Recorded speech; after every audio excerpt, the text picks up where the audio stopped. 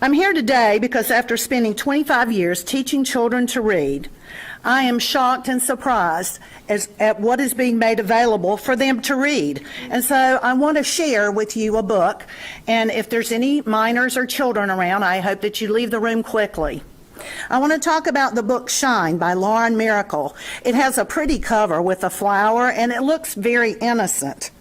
But there's no warning label on that book. This book is about a 13-year-old girl that discovers hidden secrets about drugs, alcohol, and sexuality.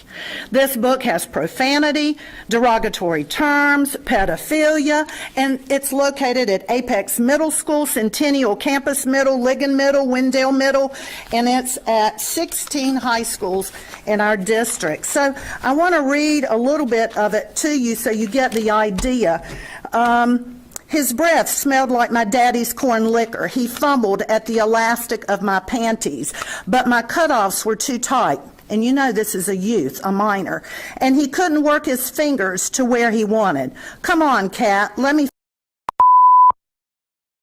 I pressed my spine into the sofa to get away from him, but moving like that raised my hips and loosened the hug of my shorts. His fingers slithered under my panties. Oh yeah, he said, moving his fingers the best he could. See now? I was lost. Tommy was touching a part of me that no one was supposed to. I was pushing against him, but he was so much bigger than me. It goes on the next page. By that point, Tommy had unbuttoned my shorts and yanked them down around my thighs, along with my panties. I was gripping them, trying to get them back up, but he was stronger. He had no longer had his hand down my tank top, but instead his arm was stretched across the back of the sofa, bearing his weight, while his left arm rode up the length of my belly, straight as a rod, until the sharp flex of his wrist. With Aunt Tildy standing frozen behind him in the doorway, he got one finger up inside me. I whimpered. He kept at it, the heel of his palm driving into my pelvic bone until he got in two more, and it goes on.